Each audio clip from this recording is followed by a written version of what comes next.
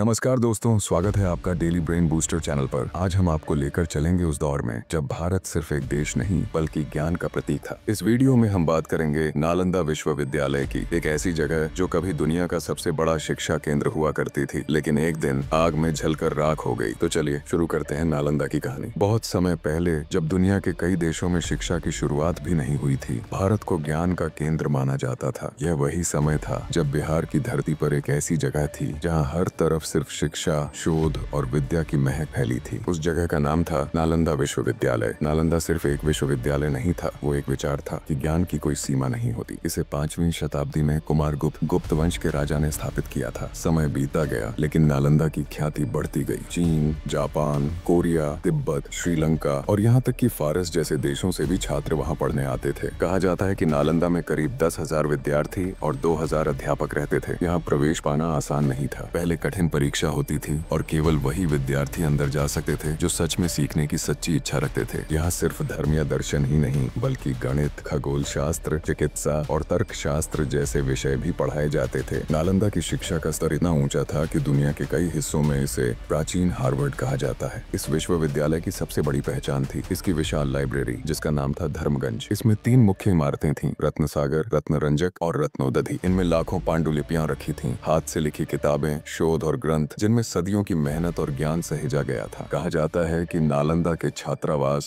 Library और अध्ययन केंद्र इतने सुंदर थे कि दूर दूर से आने वाले यात्री उन्हें देखकर विस्मित रह जाते थे। वहाँ का हर कोना अनुशासन, शांति और अध्ययन के माहौल से भरा रहता था। लेकिन इतिहास ने इस गौरव को बहुत निर्दयता से तोड़ दिया। 12वीं शताब्दी में तुर्क सेनापति बख्तियार खिलजी ने बिहार पर हमला किया। उसे लगा कि नालंदा में जो कुछ सिखाया जा रहा है वह इस्लाम के खिलाफ है, और फिर उसने वो किया जिसे सुनकर आज भी दिल कांप उठता है। उसने नालंदा विश्वविद्यालय को आग लगा दी। कहते हैं वहाँ इतनी किताबें थीं कि 3 महीने तक आग जलती रही। सोचिए, सदियों की मेहनत, शोध और ज्ञान सब जल गया। लाखों पांडुलिपियां राख में बदल गईं। शिक्षक और विद्यार्थी मारे गए या भाग गए और एक सभ्यता की आवाज हमेशा के लिए खामोश हो गई। नालंदा की आग ने सिर्फ एक इमारत नहीं, भारत के बौद्धिक गौरव को मिटा दिया। वो जगह जो कभी ज्ञान का दीपक थी, धीरे धीरे खंडहर में बदल गई। लेकिन कहानी यहीं खत्म नहीं हुई। कई सदियों बाद विदेशी यात्रियों की लिखी बातों से नालंदा का नाम फिर से उभरा। चीनी यात्री च्वेनजांग ने नालंदा में कई साल अध्ययन किया था। उसने अपने लेखों में लिखा कि नालंदा में ज्ञान का स्तर अद्भुत था और वहाँ के शिक्षक दुनिया में सबसे श्रेष्ठ माने जाते थे। इन विवरणों से आधुनिक इतिहासकारों को नालंदा की असली पहचान दोबारा समझने में मदद मिली। फिर पुरातत्व विभाग ने इसके अवशेषों की खुदाई की, जहाँ पुराने भवन, मूर्तियाँ, मिट्टी के बर्तन और दीवारें मिली। इन सब ने साबित कर दिया कि नालंदा कोई कहानी नहीं बल्कि भारत की वास्तविक शान थी। साल 2010 में भारत सरकार ने नालंदा विश्वविद्यालय को फिर से जीवित करने का फैसला किया। आज एक नया नालंदा विश्वविद्यालय बिहार में बनाया गया है, जहां दुनिया भर से छात्र पढ़ने आते हैं। वो भले ही पुराने जैसा न हो, पर उसकी आत्मा वही है, ज्ञान बांटना, विचार जगाना और सीखने की परंपरा को जिंदा रखना। नालंदा हमें यह याद दिलाता है कि असली ताकत हथियारों में नहीं बल्कि विचारों और ज्ञान में होती है। जो सभ्यताएं किताबों से डरती हैं, वो इतिहास के पन्नों से मिट जाती हैं। नालंदा राख में बदल गया था, लेकिन उसकी चिंगारी आज भी जिंदा है। हर बार जब कोई बच्चा कुछ नया सीखने की कोशिश करता है, हर बार जब कोई सवाल करता है, हर बार जब कोई सोचने की हिम्मत करता है, वो नालंदा की ही आत्मा को आगे बढ़ा रहा होता है। इसलिए नालंदा सिर्फ एक खंडहर नहीं, वो हमारी सोच, हमारी जड़ों और हमारे अस्तित्व का प्रतीक है। क्योंकि जब तक सीखने की चाह बाकी है, नालंदा कभी मर नहीं सका। अगर आपको ये कहानी पसंद आई हो तो वीडियो को लाइक करें, अपने दोस्तों के साथ शेयर करें और ऐसे ही रोचक इतिहास की कहानियां जानने के लिए डेली ब्रेन बूस्टर चैनल को सब्सक्राइब करें। आपके कमेंट हमारे लिए बहुत कीमती हैं। बताइए, आपको इस कहानी का कौन सा हिस्सा सबसे ज्यादा छू गया?